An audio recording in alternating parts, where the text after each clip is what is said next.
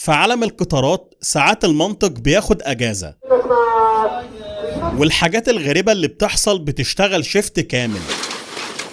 ولو فاكر انك فاهم في القطارات كويس فاستنى اللي جاي لانه هيغير رأيك. سبحان الله وبحمده، سبحان الله العظيم. انا حمد حمدي من قناة ايموشن. ادعمني باشتراك وادعمني بلايك.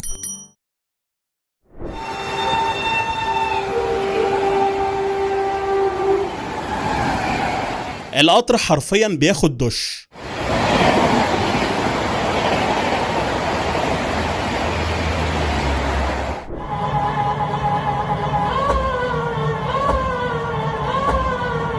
كلنا بنشوف القطارات وهي ماشية على القضبان، بس عمرك سألت هي بتبدأ يومها ازاي؟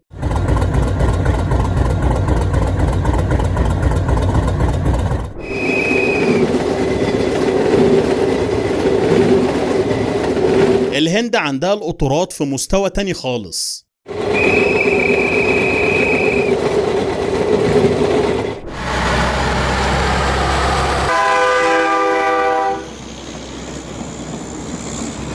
انا حاولت افهم هما ماشيين ازاي ومعرفتش.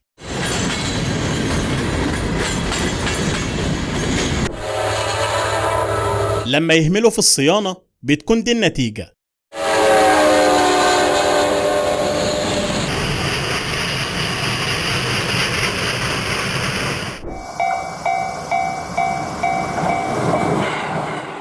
يعني كل الدوشة دي وفي الاخر يطلع ده هو اللي معدي؟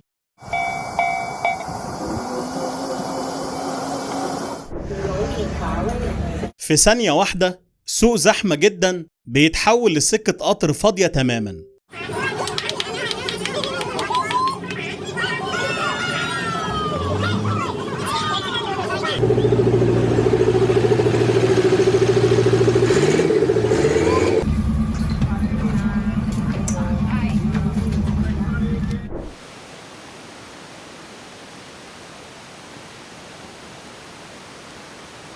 مش التلج يعني اللي هيوقف القطر.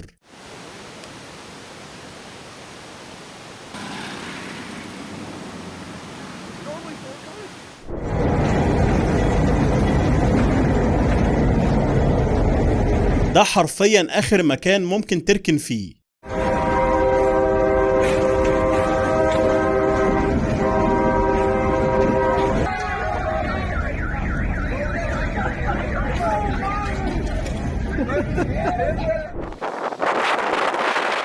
في قطارات ما بتلحقش حتى تخرج من المحطة.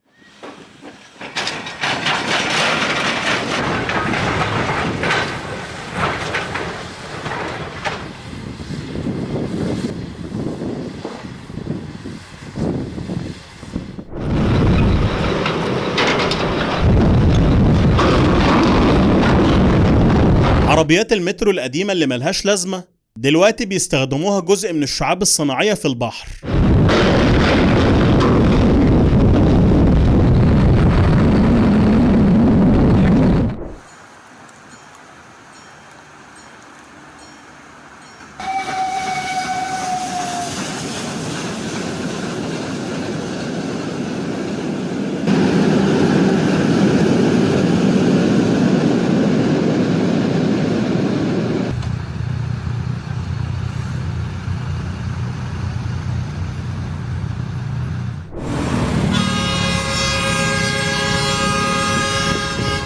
وفي بعض الأسواق في الهند الناس ما بتتحركش حتى والقطر معدي، متعودين لدرجة مخيفة.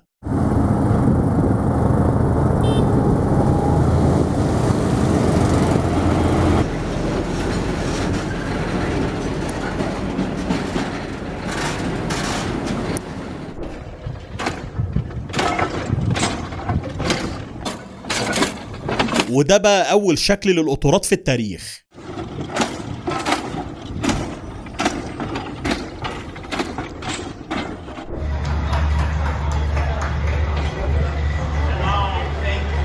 استغلال المساحات في فيتنام في مستوى تاني تماما، وكل سنتي ليه استخدام.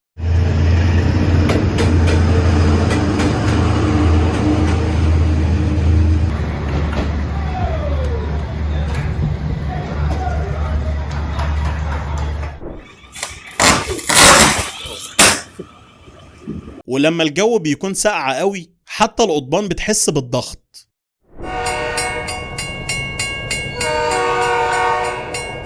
ومن الزاوية دي التجربة مختلفة تماما.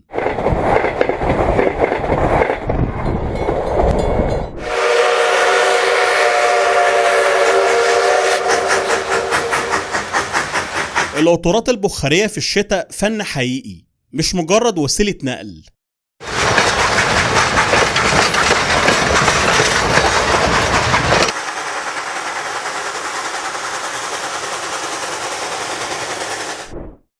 حتى القضبان بينقلوها عن طريق قضبان تانية.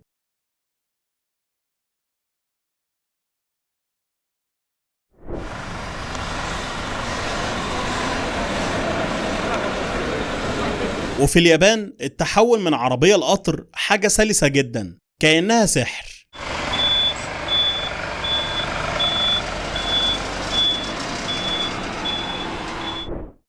هو بس القطر بيستلم الأوردر وماشي على طول.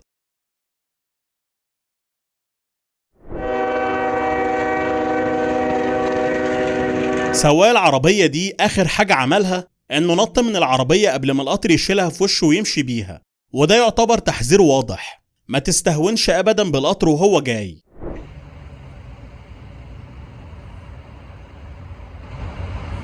وفي لقطات معانا ما ينفعش ترمش فيها حتى عشان هتفوتك.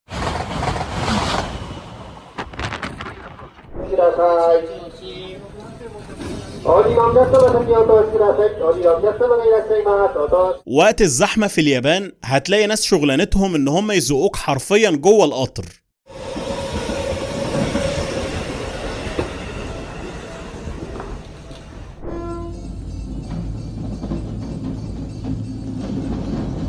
لو فاكر ان القطر البطيء امان ففكر تاني، لانه هو كمان ممكن يخرج عن مساره.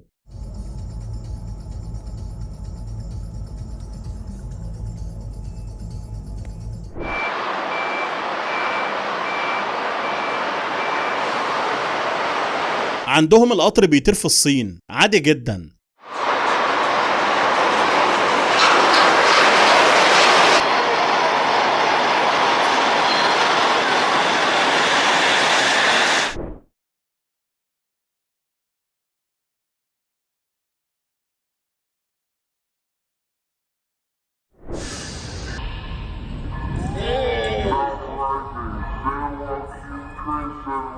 فرامل الطوارئ أنقذته في آخر لحظة. في حاجات بنشوفها ملهاش أي تفسير.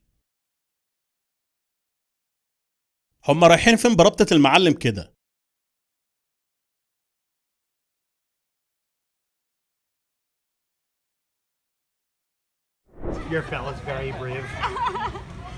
أنا مش عارف إيه الممتع في تجربة زي دي.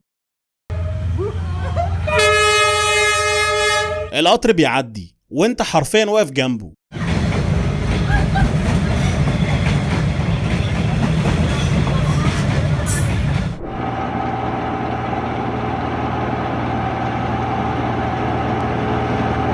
المنظر تحفة بجد، هو ده بقى اللي يتصور بجد.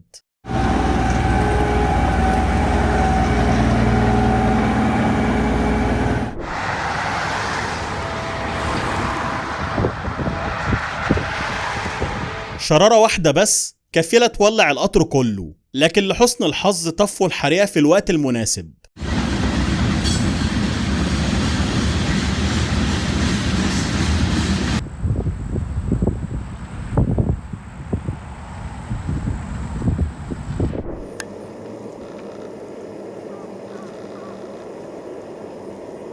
شكلهم بيعبروا عن رأيهم بس بطريقة غير حضارية بالمرة.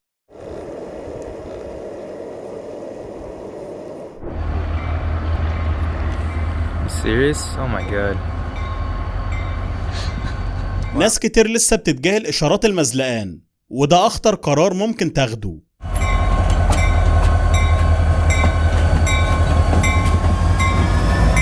لو كملت الفيديو لحد هنا يبقى الفيديو عجبك. انزل اكتب لي في التعليقات ايه أكتر جزء عجبك في الفيديو. ما تنساش الاشتراك في القناة، وكمان ما تنساش اللايك، واوعى تنسى أهم حاجة، إنك تدعي لإخواتنا في فلسطين. أشوفكوا الفيديو الجاي إن شاء الله. رب الخير لا يأتي إلا بالخير. سلام.